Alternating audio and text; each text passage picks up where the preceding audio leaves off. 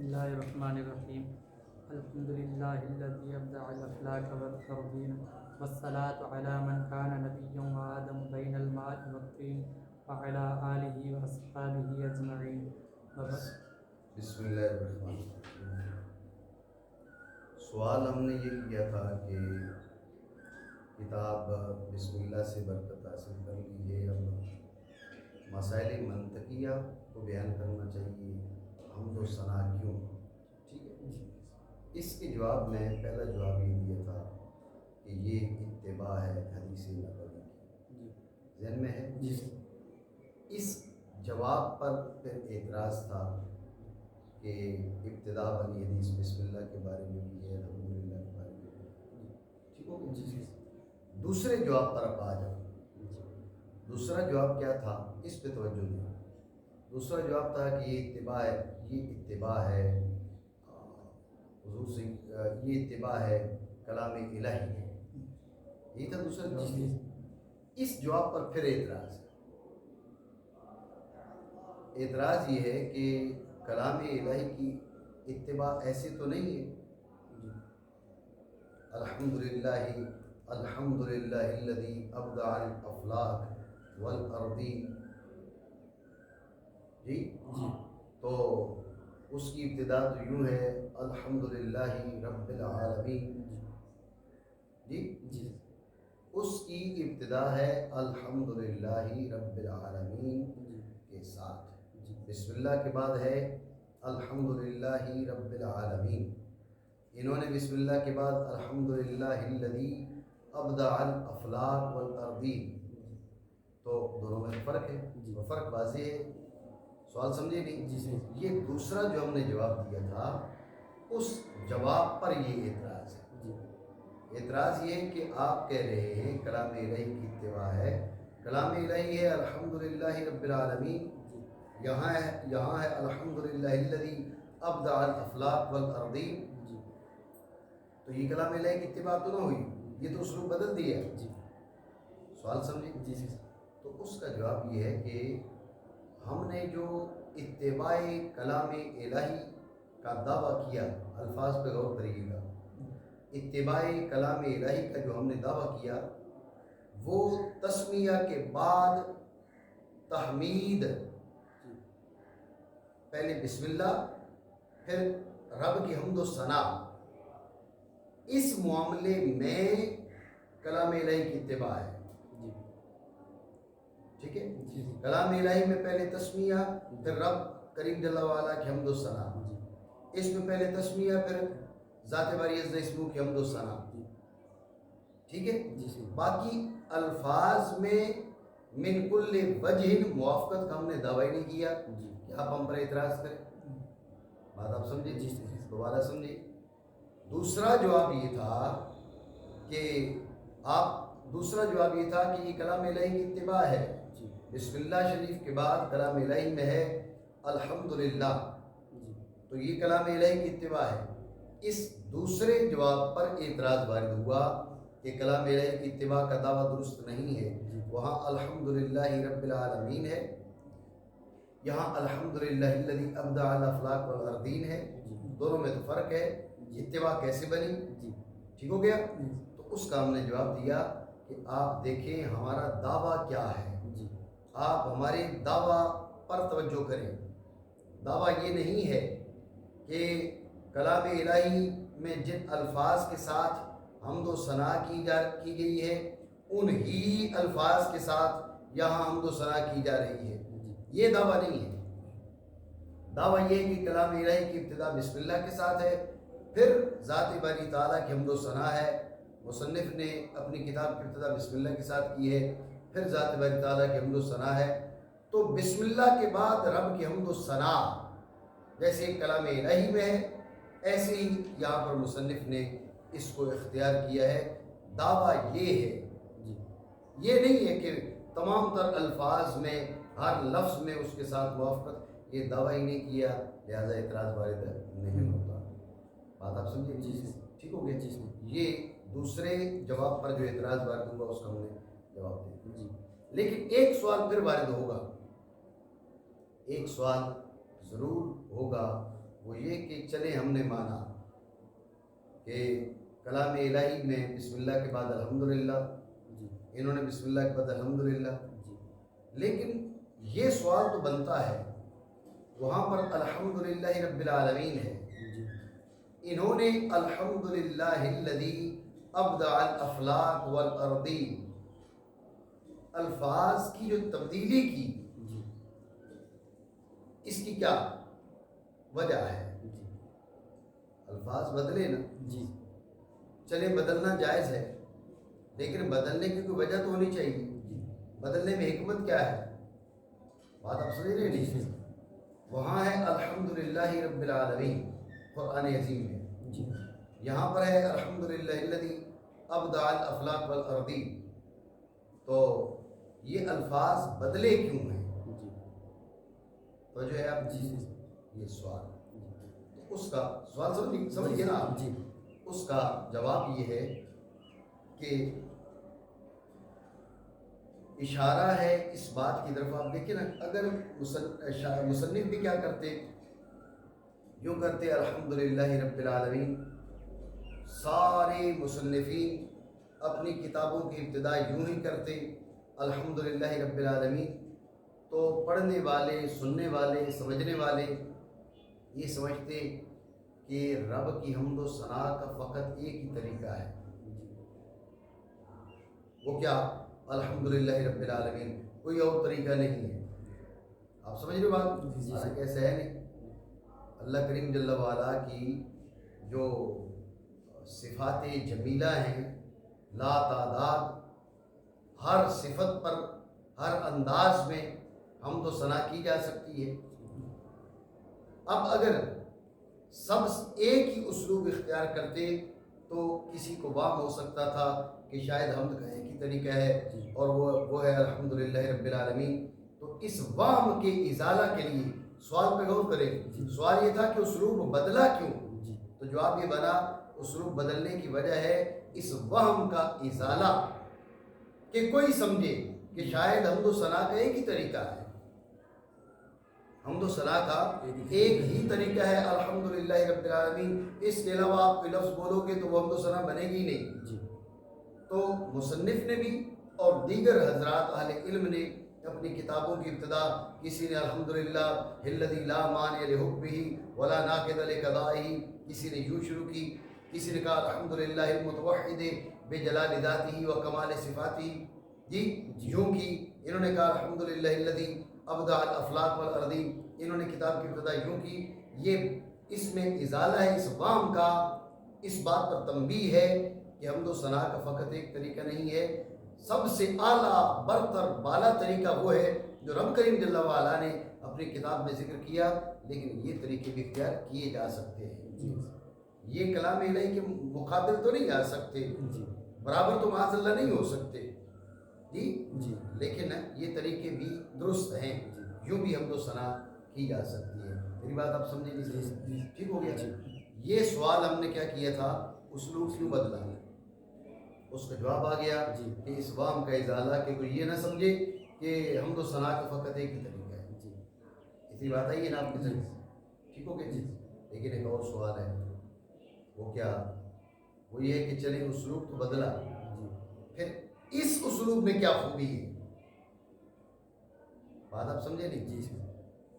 آپ suit change کر کے آتے ہیں لوگوں کو بتانے کے لیے، بھائی یہ بھی سوٹ ہے میرے پاس، خورشید یہ سوٹ بھی ہے میرے پاس، تو خاص موقع کے لیے ایک تو بھائی چینج آپ نے اس لیے کر لیا یہ بتانے کے لیے بھائی دوسرا سوٹ بھی ہے، تم نے ہر روزانہ ایک ہی سوٹ پہنے دیکھا تو تم یہ سمجھو بھائی ایک ہی سوٹ ہے اس کے پاس، لیکن خاص موقع کے لیے خاص سوٹ جو پہن کے آئے ہیں، اس میں کیا خوبی ہے؟ سوٹ تو آپ کے پاس 10-15 اور بھی تھے، آپ نے یہ بتانا تھا نا کہ بھئی میرے پاس فقط یہ سوٹ نہیں ہے اور بھی 10-15 سوٹ ہے، لیکن ان 10-15 میں سے یہ والا کیوں پہن کے آئے؟ سمجھ رہے ہو نا؟ اصل میں یہ مثال دے رہا ہوں، سوٹ آپ کے پاس 10-15 تھے، ان میں سے یہ خاص یہ پہن کر آنے کی کیا وجہ ہے؟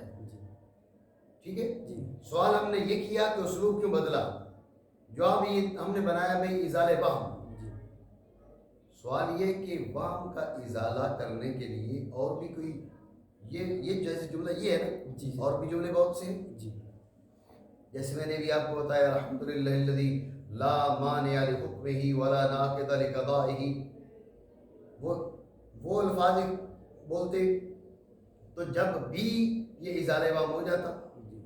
الحمدللہ المتوحد بجلال ذاتہ و کمال صفاتہ، یہ الفاظ بولتے جب بھی ازالہ وام ہو جاتا نا. جی یہی کیوں؟ یعنی ازالہ وام کے لیے اسلوب بدلا، لیکن بالخصوص یہ اسلوب کیوں اختیار کیا؟ سوال آیا ذہن میں؟ جی توجہ ہے؟ جی اس کا جواب سمجھیں. اس کا جواب یہ ہے کہ جو جملہ مصنف نے بولا ہے اس مقام پر، جی یہ جملہ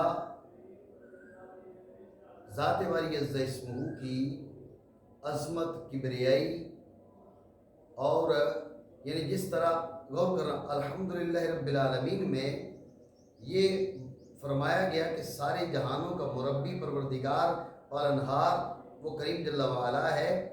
یہ جو جملہ مصنف نے بولا ہے نا، یہ جملہ بھی ذات باری تعالیٰ کی اعلیٰ درجہ کی حمد و ثنا کر رہا ہے. اب توجہ کریں کیسے. کہا الحمدللہ الذی ابدع الافلاک والارضین، تمام خوبیاں اللہ کے لیے جس نے ابدع یبدیو ابداعا. ابداع کیا ہوتا ہے؟ ابداع ہوتا ہے کسی چیز کو بغیر مادہ کے پیدا کرنا. جی بات آپ سمجھیں؟ جی کسی چیز کو بغیر بغیر مادہ کے بنانا. یہ لوہا ہے نا، جی یہ شیٹیں ہیں اس کی لوہے کی. یہ لوہے کی جو شیٹیں ہیں یہ ایسے نہیں ہے کہ اس نے جو ہے جو بنانے والا ہے جو لوہار ہے اس نے ایسے ہاتھوں کو یوں گھمایا اور یہ لوہے کی شیٹیں خود پیدا ہو گئی ہوں. لا ان مادۃ، ایسا تو نہیں ہے. بات سمجھے؟ جی یہ جتنی بھی چیزیں دیواریں آپ کو نظر آ رہی ہیں جو بنی ہیں، ان کا کوئی مادہ ہے، کوئی چیز لائی گئی ہے، اس کے ساتھ ہی بنایا گیا، ایک نیا رنگ ان کو دے دیا گیا ہے. یہ ایئر کولر آپ کے سامنے ہے، یہ ایئر کولر پلاسٹک اور باقی چیزیں، یہ ایک کچھ چیزیں ملا کر ان سے یہ بنایا گیا. جی میٹیریل تھا اس کا. جی آپ سمجھ رہے ہو بات؟ جی تو میٹیریل تھا، مادہ تھا، اس سے چیز بنی. لیکن بغیر کسی مادہ کے بنا دینا یہ کسی کے بس میں نہیں ہے. یہ اگر تحت قدرت ہے تو وہ ذات باری تعالیٰ کی. بات آپ سمجھیں؟ یعنی آپ غور کریں کہ رائی کا ایک دانہ،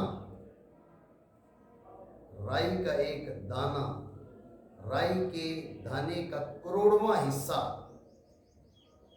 بغیر مادہ کے کوئی نہیں بنا سکتا. ساری کائنات مل جائے نا، انس و جن مل جائے اور سارے مل کر بغیر مادہ کے رائی کے دانے کا کروڑواں حصہ بنانے کی کوشش کریں، نہیں بنا سکتے. پلاسٹک پڑا ہوا اس سے کوئی اور چیز بنا دی، لوہا پڑا ہوا اس سے کوئی اور چیز بنا دی. جی اس کو مختلف چیزیں ملا کر ایک تیسری چیز بنا دی. یہ ہو سکتا ہے، لیکن بغیر کسی چیز کے کوئی چیز بنا دینا، لا ان مادۃ بنا دینا، یہ کسی کے بس میں نہیں. یہ کسی کے بس میں بھی نہیں. حتیٰ کہ رائی کے دانے کا کروڑواں حصہ لا ان مادۃ نہیں بنایا جا سکتا. اتنی بات سمجھے؟ مصنف نے کہا ابدع الافلاک، بات پہ توجہ دینا. ساری کائنات مل کر رائی کے دانے کا کروڑواں حصہ بغیر مادہ کے نہیں بنا سکتے. اس کریم جل وعلا کو دیکھیں، اس نے رائی کے دانے کا کروڑواں حصہ نہیں، سارے آسمان ساری زمینیں بغیر مادہ کے بنا دی. یہ معمولی بات ہے؟ انسان کی عقل دنگ ہے. یعنی ساری کائنات مل کے رائی کے دانے کا کروڑواں حصہ بغیر مادہ کے نہیں بنا سکتی. اس کی قدرتوں کو کون سمجھے؟ عقل کی اڑان کیسے وہاں تک جا سکتی ہے کہ جس نے آپ دیکھیں یہ زمین چھوٹی نہیں ہے اور حدیث پاک کے مطابق آسمان اور زمین کے بیچ 500 سال کی مسافت ہے. آپ غور کریں 500 سال. لیکن رفتار نہیں بتائی آپ علیہ السلام نے. جب اسپیڈ آپ کی تیز ہو نا تو مسافت کا دوران یہ کم ہو جاتا ہے. آپ کراچی کا سفر کریں بائی روڈ کریں تو وقت زیادہ لگتا ہے, بائی ایئر کریں تو وقت تھوڑا لگتا ہے. تو مسافت کا تعلق کس سے ہوتا ہے؟ مسافت کا تعلق آپ کی رفتار سے بھی ہوتا ہے. زمین سے آسمان اول تک اگر کوئی جائے تو حدیث میں فرمایا 500 سال لگے. رفتار کون سی یہ آپ علیہ السلام نے نہیں بتائی کہ کتنی رفتار رکھو گے تو 500 سال. غور کرو اس وقت تک انسانی طاقت میں انسانوں نے سب سے تیز رفتار چیز جو سمجھی ہے وہ ہے روشنی. 3 لاکھ کلومیٹر فی سیکنڈ اس کی اسپیڈ ہے. 3 لاکھ کلومیٹر فی سیکنڈ. اس اسپیڈ کے ساتھ روشنی کیا کرتی ہے؟ وہ سفر کرتی ہے. یہ جو سورج ہے یہ نکلتا ہے تو 7.5 سیکنڈ میں روشنی زمین پہ آ جاتی ہے. سورج کتنا دور ہے؟ وہاں سے زمین تک روشنی کو آنے کے لیے فقط 7.5 سیکنڈ چاہیے. 7.5 سیکنڈ میں سورج سے زمین پر روشنی آ جاتی ہے. اتنی تیز اسپیڈ ہے اس کی روشنی. اب بات سمجھ رہی؟ تو تیز رفتار ترین چیز روشنی. 3 لاکھ کلومیٹر پر آور نہیں, پر سیکنڈ. 1 سیکنڈ میں 3 لاکھ کلومیٹر. بات پہ توجہ دینا. روشنی 1 سال میں جو سفر کرے 1 سیکنڈ میں 3 لاکھ کلومیٹر تو اندازہ کر لو پھر 1 منٹ میں کتنا کرے گی, 1 گھنٹے میں کتنا کرے گی, 1 دن میں کتنا سفر ہوگا اس کا, 1 مہینے میں, 1 سال میں. توجہ ہے؟ 1 سال میں روشنی جو سفر کرتی ہے اسے بولا جاتا ہے نوری سال. کیا بولتے ہیں؟ نوری سال. نوری سال. نوری سال کا مطلب یہ ہے کہ روشنی 1 سال میں جتنا سفر کرے اسے نوری سال کہتے ہیں. جب یہ بات آپ کے ذہن میں آ گئی, آج کی جو جدید سائنس ہے ان سے پوچھو کہ زمین سے آسمان تک جانے کے لیے کتنا وقت درکار ہے. یہ کہتے ہیں 1000 سال نہیں, نوری سال. 1000 نوری سال لگ جائیں روشنی کو زمین سے آسمان تک جانے کے لیے. حضور سید عالم صلی اللہ تعالیٰ علیہ وآلہ وسلم نے فرمایا 500 سال زمین سے آسمان اول تک کا سفر ہے. 500 سال. جدید سائنس کہتی ہے کہ زمین سے آسمان تک جانے کے لیے اگر روشنی جائے جسے 1000 نوری سال لگ جائیں. مطلب کیا نکلا؟ مطلب یہ نکلا کہ آسمان مطلب حضور سید اعظم صلی اللہ تعالیٰ علیہ وآلہ وسلم نے جو فرمایا 500 سال, اس کا مطلب ہے کہ روشنی کی رفتار سے ہزاروں لاکھوں گنا تیز رفتار سے جاؤ گے تو جب جا کے 500 سال میں آسمان اول تک پہنچو گے. بات میری سمجھ رہے ہو نہیں؟ میں اصل میں یہ ساری گفتگو کر کے آپ کو یہ بتانا چاہ رہا ہوں کہ آسمان بڑا کتنا ہے. اب آپ غور کریں نا جی, یہ آپ کی زمین ہے. اس زمین سے آسمان اول کا سفر اتنا دور ہے, آسمان اتنا دور ہے کہ 500 سال. اور رفتار کیا ہو؟ روشنی کی رفتار سے ہزاروں لاکھوں گنا تیز رفتار, تب جا کے 500 سال میں آسمان اول تک پہنچا جا سکتا ہے. تو آپ اندازہ کریں پھر آسمان اول کتنا بڑا ہوگا. کیونکہ دائرہ جتنا وسیع ہوتا ہے وہ اتنا بڑا ہوتا ہے.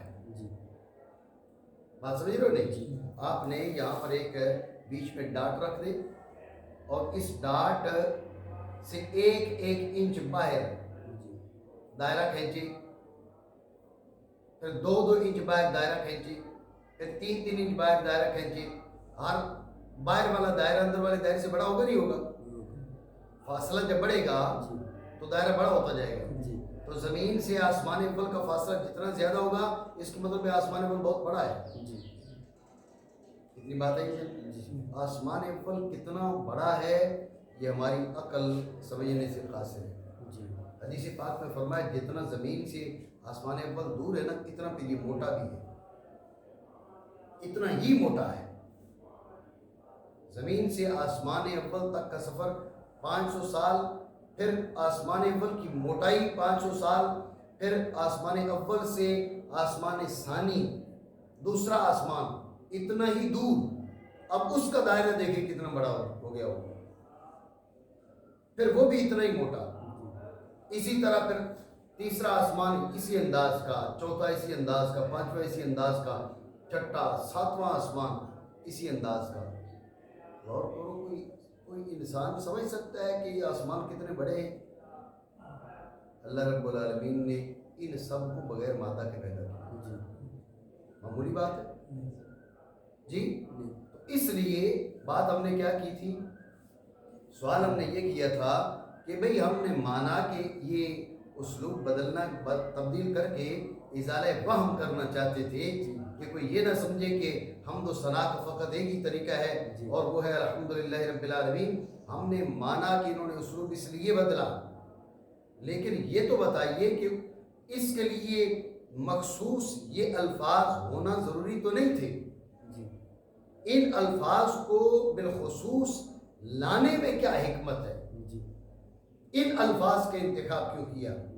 تو اس کا ہم نے جواب دیا کہ ان الفاظ کا انتخاب، ان الفاظ میں ذات باری عزت اسموں کی اعلیٰ درجہ کی رب کی حمد و ثنا ہے، وجہ ہے۔ اور آپ یہ کہہ سکتے ہیں، بات پہ تو دھیان دینا، آپ یہ کہہ سکتے ہیں کہ الحمدللہ الذی ابدع الافلاک والارضین، یہ معنوی طور پر الحمدللہ رب العالمین کے قریب ترین ہے، ٹھیک ہے جی۔ اس میں کیا کہا؟ سارے جہاں جی بولا نا جی، یا فرمایا ابدع الافلاک والارضین جی، ابدع الافلاک والارضین، سارے آسمان ساری زمینیں انہیں بغیر مادہ کے پیدا کیا جی۔ ذہن میں رکھیں، آسمان کی حیثیت ہے باپ کی، زمین کی حیثیت ہے ماں کی۔ باپ اور ماں کو بغیر مادہ کے پیدا کیا تو اولاد تو خود آ گئی نا، ٹھیک ہے۔ آسمان اور زمین جب ابدع الافلاک والارضین ہے تو پھر آسمانوں اور زمینوں میں جو چیزیں ہیں وہ بھی بیچ میں آ گئی۔ جب وہ بھی بیچ میں آ گئی تو یہ گویا کہ ابدع العالمین کے معنی میں ہو گیا جی۔ بھئی آسمان بغیر کس کے؟ مادہ کے پیدا فرمائے، زمین بغیر مادہ کے پیدا فرمائی۔ آسمان کی حیثیت باپ کی، زمین کی حیثیت ماں کی جی۔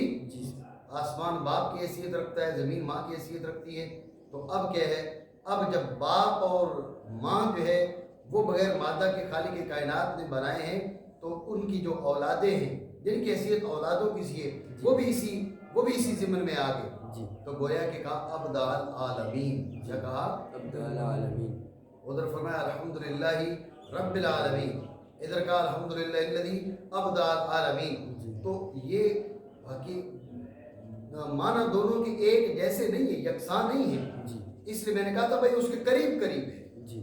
وہاں فرمایا کہ تمام خوبیاں اس ذات کے لیے، تمام تعریفیں رب کریم جل وعلا کے لیے جو سارے جہانوں کا پروردگار ہے۔ یہاں کہا کہ تمام تعریفیں ذات باری تعالیٰ کے لیے جو سارے جہانوں کو بغیر مادہ کے پیدا کرنے والا ہے، ٹھیک ہے نا۔ تو وہاں پر بیان سارے جہانوں کا تھا، یہاں پر بھی بیان سارے جہانوں کا آ گیا۔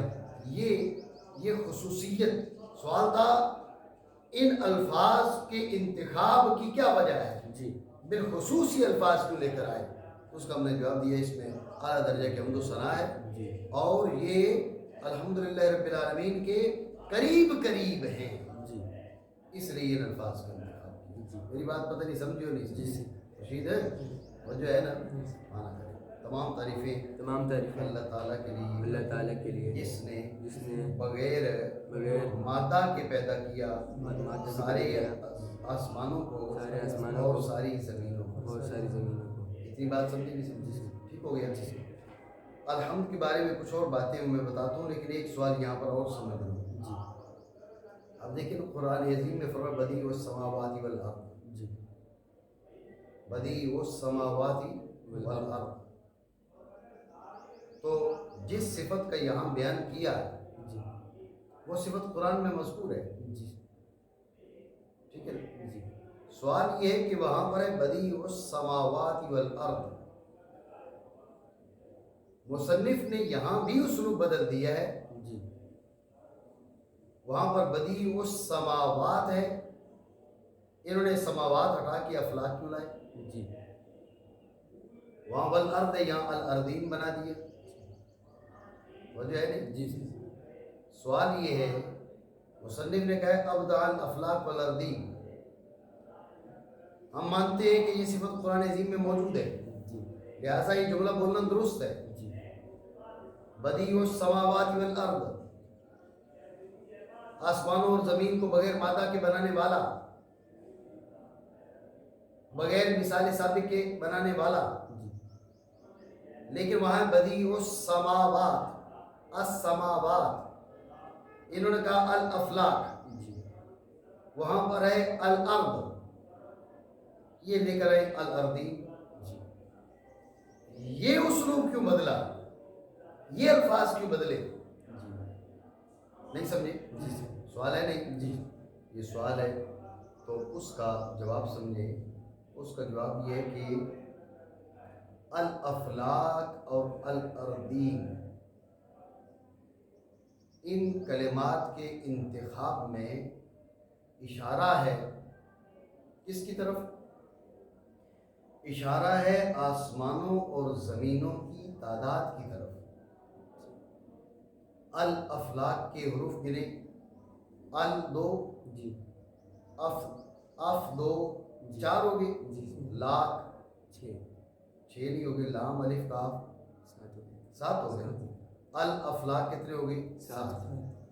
الارضی، الف لام حمزہ را ضاد یا نون، سات، ٹھیک ہے؟ جی الافلاک سات، الارضین سات، ٹھیک ہے؟ جی سات الافلاک میں، سات الارضین میں، سات آسمان، سات زمینیں۔ مصنف رحمہ اللہ تعالیٰ نے ان الفاظ کا انتخاب کیا اس بات کی طرف اشارہ کرنے کے لیے کہ آسمان بھی ساتھ ہے، زمینیں بھی ساتھ ہیں، جی ٹھیک ہے؟ جی اس میں کوئی شک نہیں ہے کہ نظم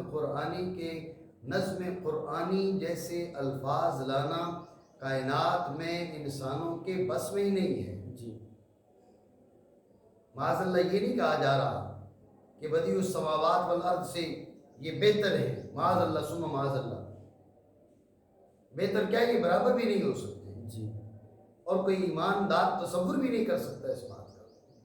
لیکن مصنف نے ایک نقطہ کی طرف، ایک نقطہ اس میں پوشیدہ کیے ہے، ایک فائدہ کی طرف اشارہ کرنا تھا، اس فائدہ کی طرف اشارہ کرنے کے لیے ان الفاظ کا انتخاب کیا۔ وہ فائدہ کیا ہے؟ وہ فائدہ ہے عدد آسمانوں کا اور زمینوں کا، جی آسمان سات، زمینیں سات، جی الافلاک سات حروف، الارضین سات حروف۔ اب ابدع السماوات والارض، جی توجہ رکھیں، ابدع السماوات والارض، یہ لفظ بولتے تو یہ مقصد کی طرف اشارہ نہ ہوتا، اس لیے مصنف رحمہ اللہ تعالیٰ نے الافلاک والارضین کا انتخاب کیا۔ جی بات سمجھے نہیں سمجھے؟ جی توجہ ہے؟ جی مزید الارضین کے بجائے الارض ہوتا جی تو رعایت سجا بھی نہ ہو پاتی، ٹھیک ہے نا؟ یہاں پر ہوتا ابدع الافلاک والارض، جی آگے ہے وآدم بین الماء والطین، جی واصحابہ اجمعین، جی جی سجا کی رعایت نہ ہو پاتی، سجا نہ بنتی، جی ٹھیک ہے؟ تو سجا کی رعایت کرنے کے لیے بھی انہوں نے کیا کیا؟ والارضین، جی آگے ہے الطین، جی آگے ہے اجمعین۔ تو یہ دوسری وجہ ہے ان الفاظ کے انتخاب کی۔ میری بات آپ سمجھے نہیں سمجھے؟ جی ٹھیک ہو گیا؟ جی تمام تعریفیں تمام تعریفیں اللہ کے لیے، اللہ کے لیے جس نے بغیر مادہ کے کے پیدا فرمایا سارے آسمانوں کو اور ساری زمینوں کو۔ اور ساری زمینوں کو۔ ٹھیک ہو گیا جی؟ بات سمجھے؟ جی ایک دو باتیں یہاں سمجھ لیں پھر آگے چلتے ہیں۔ الحمد، حمد کس کو بولتے ہیں؟ حمد بولتے ہیں الثناء باللسان، علی الجمیل الغیر المتوقف علی الغیر، الثناء باللسان علی الجمیل الغیر المتوقف علی الغیر، نعمتاً کان او غیرہا۔ یہ آپ کے پاس اس میں لکھی نہیں ہوگی، یہ آپ کاپی وغیرہ ساتھ رکھا کریں، لکھ لیا کریں اس قسم کا، ٹھیک ہے۔ الثناء باللسان علی الجمیل الغیر المتوقف علی الغیر، نعمتاً کان او غیرہا۔ علی قصد تعظیم کے بیچ میں اضافہ کر لیں، الثناء باللسان علی الجمیل الغیر المتوقف علی الغیر علی قصد تعظیم نعمتاً کان او غیرہا۔ الثناء باللسان علی الجمیل الغیر المتوقف علی الغیر علی قصد تعظیم نعمتاً کان او غیرہا۔ زبانی ذکر خیر، کیا؟ زبانی ذکر خیر، زبانی ذکر خیر